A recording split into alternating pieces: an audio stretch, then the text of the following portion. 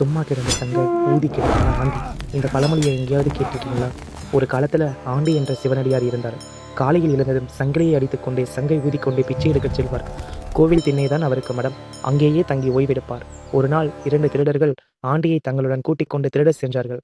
அங்கே காவல் காத்தவர்கள் குரட்டை விட்டு தூங்கிக் கொண்டிருந்தார்கள். திருடர்கள் ஆளுக்கு ஒரு ஆட்டை தோளில் போட்டுக்கொண்டு கிளம்பினார்கள். ஆடுகள் கத்த ஆரம்பித்ததும் ஒரு திருடன் சொன்னான், ஆண்டி சங்கை பிடிடா. அவன் சொன்ன சங்கு ஆட்டின் கழுத்து. ஆனால் பழக்க தோஷத்தில் ஆண்டி என்ன செய்தான் தெரியுமா? தன் சங்கை எடுத்து ஊதினான். பெரிய சத்தம். காவலர்கள் விழித்தார்கள். திருடர்கள் பிடிபட்டார்கள். ஆண்டி மட்டும் தப்பித்தான். இதுதான் சும்மா கிடந்த சங்க ஊதி கெடுத்தானா ஆண்டி. இதற்கு பின்னால் ஒரு புராண கதையும் இருக்கிறது. பார்க்கடலை கரைந்த போது வாசுகி கக்கிய நஞ்சை சிவபெருமான் கொடுக்க முனைந்தார். அப்போது பார்வதி தேவி சிவனின் கழுத்தை பிடித்தார். ஆனால் அவருடைய கழுத்தை நீளமாகி நீலகண்டனாக காட்சியளித்தார். ஆண்டி என்ற பெயர் சிவனையே குறிக்கிறது.